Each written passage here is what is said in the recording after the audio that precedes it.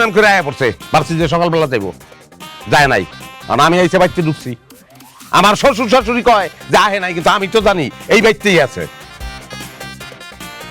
আপনি তো ভাই কম না, বউ অভিমান করে আয়া পড়ছে, হ্যাঁ 2 দিন সময় দেন, অভিমানটা ভাঙুক, ভাঙলে আপনার বউ তো আপনার কাছেই যাইব।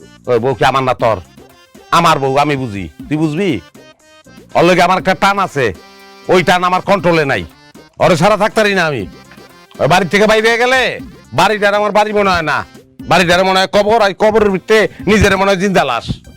আরে নো ভাই, বউয়ের অভিমানও সহ্য করতে পারেন না, বউ ছাড়াও থাকতে পারেন না। আরে ভাই, এটা এখন আমার জীবন।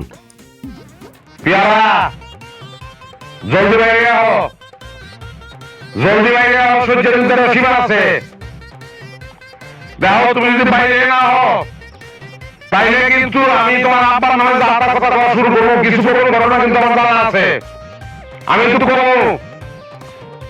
গফুরাব্বা, গফুরাব্বা, আপনারা রিকোয়েস্ট করতেছে আপনার মায়ের বাইর করে দেন, বাবা না ভালো, আমার শোনো বাবা, একটু বাইর করে দেন মায়ের, নাইলে আমি কিন্তু আপনার যাত্রা কোনো মান সম্মান কিন্তু থাকবো না। কি শুরু করছি পাগলামি কেন করো বলো? আপনারা আইসেন কি লিগা? আমি মাইকে আপনাকে আইতে কইছি? কইছি আপনাকে মাইয়ারে পাঠানোর লিগা, ওরে পাঠাইলে তো আমার পাগলামি করানো লাগে না। জামাই, জামাই তুমি আমার কথাটা বিশ্বাস করো, পেয়ারা আমগো বাড়িতে আসে নাই, সত্যি কথা কইতাছি। আমা মিছা কথা শুনলে আমার পায়ের রক্ত গেলে মাথা উঠে যায়, মিছা কথা কইবেন না। তুমি পুরো কথাটা না শুনে উল্টা পাল্টা কথা কই না তো। কি পেয়ারার ফাটাইবেন না? প্রিয় গ্রামবাসী, আমার শ্বশুর গফুর বংশী আমার বউ মানে তার মাইয়ারে গুম করে আমারে কয় যে তার বাড়িতে আসে নাই।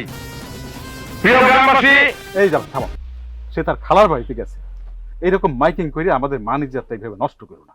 তা খালার বাড়িতে গেছে এই কথাটা বিয়ানে কইলেন নাকি লিগা? আমি যে এখানে এতক্ষণ খারাইয়া এই যে মাইকিং করলাম, এই মাইকের বিল আউট কাটা দিব, আমার একটু দাম লাগবো। মিছা কথা কি লিখে কইলেন বিয়ানে? বেয়াদবিটা করো না। ও যে তোমার সাথে রাত্রে বাইরে গেছে সেইটাই তো আমি জানতাম না।